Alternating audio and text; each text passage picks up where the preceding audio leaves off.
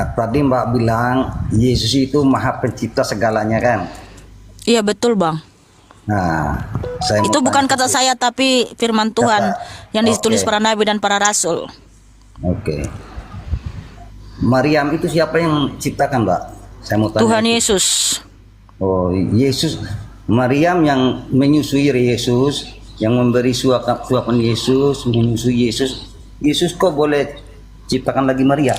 Nggak ada dalam Alkitab Bang bahwa Maria itu menyusui Tuhan Yesus. Nggak ada Bang. Nggak ada Bunda Maria memberikan ASI kepada Tuhan Yesus Bang. Boas, Ibu Tuhan doakanlah kami. Wah, apik Bu. Sip. Luar biasa, luar biasa. Masuk bawah tanah ya? Ya, itu menyusui itu.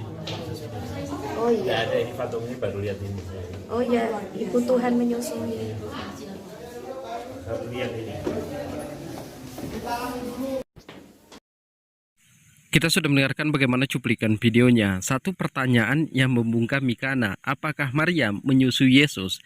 Kata Mikana, Yesus yang menciptakan Maryam, sedangkan Maryam ini yang mengandung dan melahirkan Yesus.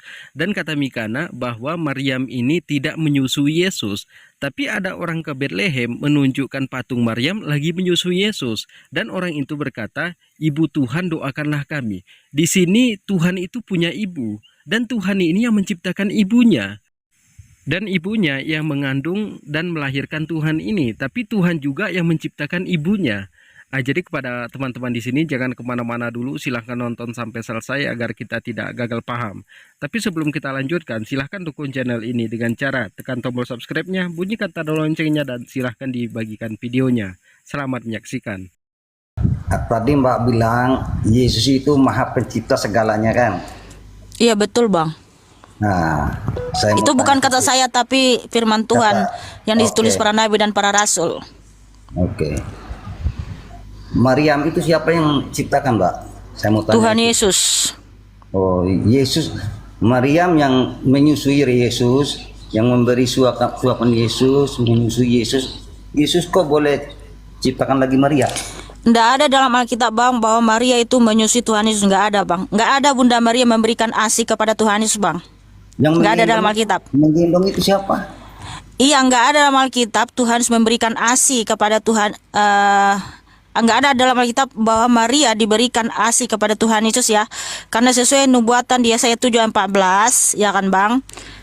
Sebab itu Tuhan sendirilah yang akan memberikan kepadamu suatu pertanda. Sesungguhnya seorang perempuan muda mengandung dan akan melahirkan seorang anak laki-laki, dan ia akan menamakan dia Immanuel.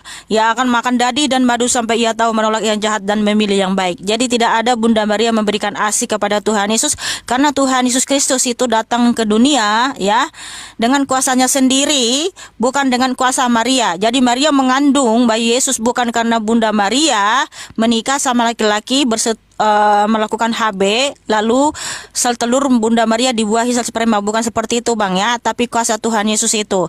Jadi Bunda Maria ini kenapa remove friend Albar ya, Tito sudah suruh remove ya, remove dulu ya, karena memang pikirannya ini tentang itu hal-hal yang apa itu ya, biasalah pikiran-pikiran duniawi ya, tapi nggak apa-apa.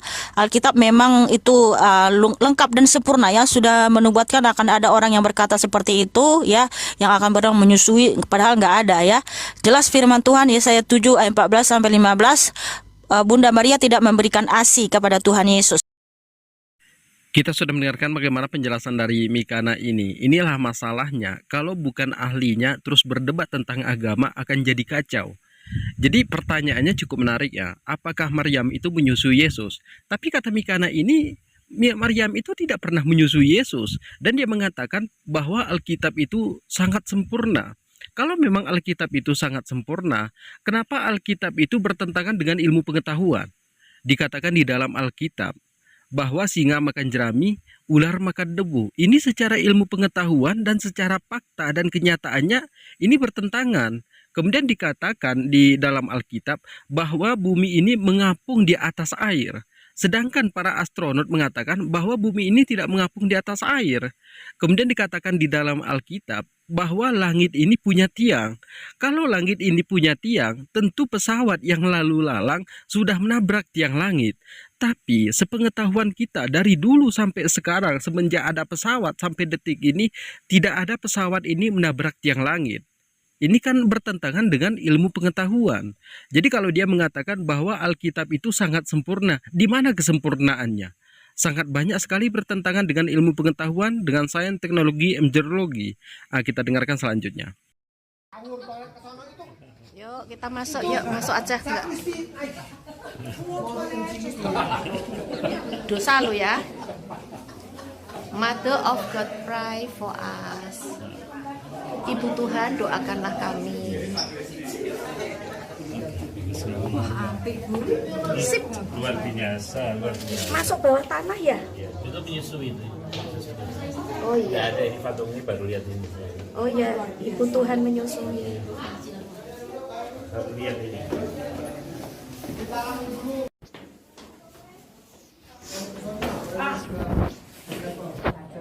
Itu lihat doa itu Bunda Maria sedang menyusui, itu nggak ada, di mana-mana nggak ada. Di sini orang ini mengatakan, Ibu Tuhan doakanlah kami. Kemudian di sana ada patung Maryam lagi menyusui Yesus. Tapi Mikana mengatakan bahwa Maryam ini tidak menyusui Yesus. Di sini kan aneh. Jadi buat teman-teman di sini, kalau bukan ahlinya, jangan coba-coba untuk berdebat. Di sini Mikana ini bukan ahli dari teologi Kristen, tapi dia ini berdebat. Kemudian berdebatnya antara agama Kristen dengan agama kita, Islam, ini kan hanya perang ayat. Coba debat ilmiah. Kalau perang ayat, sampai kapanpun tidak akan pernah selesai. Tapi kalau debat ilmiah, di situ menunjukkan kebenaran. Kalau sebuah kitab suci itu bertentangan dengan ilmu pengetahuan, dengan sains, teknologi, meteorologi, bahkan tidak setuju dengan ilmu modern, bahwa itu bukanlah asli dari firman Tuhan, tapi itu adalah campur tangan buatan manusia. Karena Tuhan yang menciptakan, seharusnya Tuhan tahu apa yang akan terjadi ke depannya. Tapi bisa kita lihat bagaimana di dalam Alkitab sangat banyak sekali bertentangan dengan ilmu pengetahuan. Tapi kalau di Al-Quran tidak ada yang bertentangan dengan ilmu pengetahuan. Bahkan Al-Quran itu setuju dengan ilmu modern. Dikatakan di dalam Alkitab bahwa fungsi gunung itu untuk menahan goncangan gempa. Sedangkan di dalam Al-Quran, fungsi gunung itu untuk menyetabilkan bumi, pasak bumi. Kalau memang fungsi gunung itu untuk menahan goncangan gempa, otomatis orang yang tinggal di pegunungan tidak pernah merasakan gempa. Tapi buktinya sekarang ini lebih sering terjadi gempa itu di pegunungan. Jadi ini membuktikan bahwa Alkitab ini bertentangan dengan ilmu pengetahuan dan ini sudah dicampur tangan oleh manusia. Bukan kita menghina, tapi seperti inilah kenyataannya. Jadi mungkin cukup sekian, silahkan di share videonya. Jangan lupa tekan tombol subscribe-nya, bunyikan tanda loncengnya. Assalamualaikum warahmatullahi wabarakatuh.